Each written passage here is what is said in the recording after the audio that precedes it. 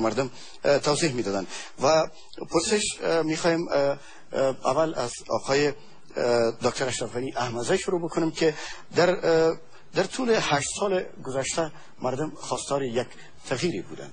مردم میخواستن یک تغییری در وضعیت زندگیشان رونما شود و شما به خاطر آوردن یک تغییر در زندگی مردم کشور، مردمی که در طول 7 سال انتظار کشیدن، آوردن یک تغییر بر روی دسترخوان‌های از این مردم که حداقل بومیدازی که تانسته باشن یک خوراکی برای خانواده و برای کودکانشان فراهم کرده باشن.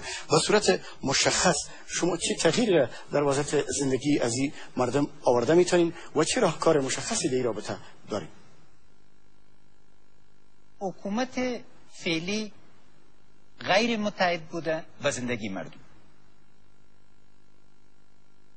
برنامه مشخص ما است که 1 میلیون کار جدید، 1 میلیون مسکن جدید ایجاد شود تا موجب حرکت سرتاسری در افغانستان شود. مکانیزم وجود آوردن این حرکت اصلاح سرتاسری دولت است. 3000 مامور عالی رتبه دولت در تحت رهبری من در هفته اول تمام جایدادهای خود را به صورت شفاف بر ملت تشریحات دادن و هر 6 ماه بعداً باز مورد بررسی قرار خواهد گرفتن. هر والی سال 3 بار از طرف نماینده های مردم ولایت خود زیر بررسی قرار خواهد گرفت و در صورت از اینکه از بررسی مردمی کامیاب نبراید از کار عوض خواهد شد. در قسمت ایجاد ظرفیت بزرگترین سرمایه گذاری را مثلا نسل جوان ما خواهد کرد. امروز 1 پوهنتون ما به سطح منطقوی نیست. ما یک برنامه سرتاسری تغییر تحصیلات عالی را مطرح کردیم که در چارچوب از او ما بتانیم هم هویت اسلامی ملی خود را حفظ و توسعه بدیم و هم از نگاه ظرفیت تکنیکی ظرفیت را پیدا کنیم که نسل جوان ما بتانه تمام امور لازمه مدیریت و رهبری را با عهده بگیره. 3 اکثریت عددی که در این خاک مبدل به اقلیت‌های سیاسی و اقتصادی شدن محور توجه مخاط بودن. اول جوانا، دوم محرومین، سوم زنان افغان. بر اساس برنامه‌های بسیار مشخص و واضح و با اساس تجربه ملی و بین‌المللی که مدارم، من میخوایم زندگی این 3 اکثریت به صورت اساسی تغییر بدم تا اینها صاحبای واقعی افغانستان شوند. نکته اصلی است ما صاحب از این خانه مشترک که نامش افغانستان است هستیم. تمام مردم دیگه میهمان ماستند. اما اگر میخواهیم به صورت واقعی صاحب خانه شویم باید طرح واضح، زعامت ملی و استراتژی ملی داشته باشیم تا در اساس یک قرارداد اجتماعی واضح و مشخص دولت و ملت با هم اتصال بدیم. ما برای اتصال آمدیم نه برای فصل. ما در دوران مختلف یکی دیگر را نفی کردیم. امروز ضرورت عزیز که به اساس یک اجماع ملی متحد شویم. تشکر آقای دکتر اشرف غنی. حال می‌خوایم از آقای دکتر عبدالله بپرسیم، شما با شعار تغییر وارد مبارزات انتخاباتی شدین. شما به صورت مشخص چه تغییری در دسترخوان‌های مردم کشور ما خواهد آوردین؟ تغییر در همه عرصه‌های زندگی، در سیاست، در اداره، در امنیت، در اقتصاد مردم، در همه عرصه‌ها و تغییر در نظام. حرف من به مردم این است که من خوب آدم هستم، شما به من رأی بدید. حرف من به است که به مردم است که شما قدرت به من بدین تا من قدرت به شما برگردانم. یک غریزه طبیعی است که انسان‌ها قدرت‌خواه هستند، اما تا وقتی که مردم حکومت نکنند، تا وقتی که مردم مالک سرنوشت خود نباشند، یک ملک آرام بودن نمیتونه، در یک ملک امنیت آمده نمیتونه، فقر گم نمیشه، بیکاری گم نمیشه. این پیام کلی ماست و انشاءالله تغییر و امیده که نه به حیث یک شعار بلکه به حیث یک هدف ما رو برزو برنامه داریم و استراتژی داریم برای مردم ارائه خواهد کرد.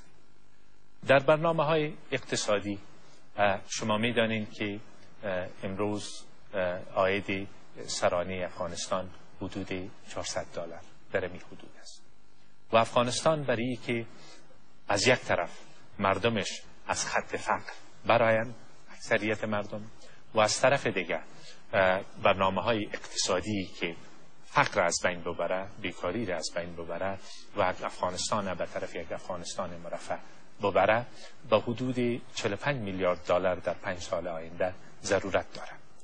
از با برنامه هایی که در نظر داریم در بخش زراعت، در بخش استخراج معادن، در بخش آبیاری در کشور، در توسعه تجارت در کشور و بالاخره سرمایه گذاری روی زیربنا که باز هم آب و برق بخش عمده‌اش تشکیل خواهد داد و مسائل مواصلات هم مطرح است. با این مسئله ما میتونیم که عاید سرانه مردم افغانستان به 2 چند برسانیم در طی چند سال آینده، طی 5 سال آینده، و حدود بیشتر از 30% مردم یا 40% مردم که امروز در خط فقر قرار دارند بر از اینا زمینه زندگی آبرومند مساعد بسازیم. البته تاکید روی سرمایه بشری، روی نسل جوان، تاکید روی تعلیم و تربیه که آینده کشور تضمین میکنه و تاکید روی 50% از نفوس افغانستان که زنان را تشکیل میده و زمینه سازی برای رشد زنها در یک محیط سالم، چه در بخش تعلیم و تربیه، چه در تصمیم گیری، چه در سیاست و چه در اقتصاد، همه اینها کمک میکنه برای تغییر در وضعیت افغانستان و برای ایجاد امیدی که ما وعده‌اش به مردم دادیم. تشکر آقای دکتر عبدالله. و دوستان عزیز، به همین ترتیب ما آهسته آهسته داریم به پایان برنامه نزدیک میشیم. همان گونه که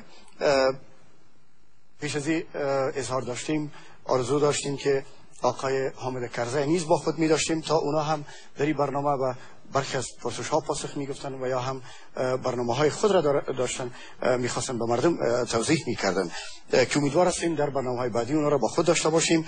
و همان گونه که در آغاز برنامه ما تذکر دادیم، در قسمت پایان برنامه ما هر یکی از نامزدان محترم 3 دقیقه وقت خواهد داشتن تا گفته هایی که اینا دارن به مردم افغانستان او را از طریق گفتنی های خود را شروع بکنن و آغاز بکنن. و حال هم از اساس فیصله که در آغاز صورت گرفته بود، آقای اشرف غنی احمدزی گفتنی های خود را با شنوندگان و بینندگان خواهند داشت.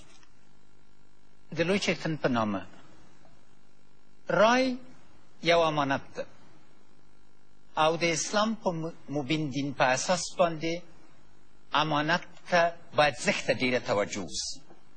نن موږ د خپل تاریخ په یو بهیر کې راغلي یو چې یو ډېر واضح انتخاب لرو.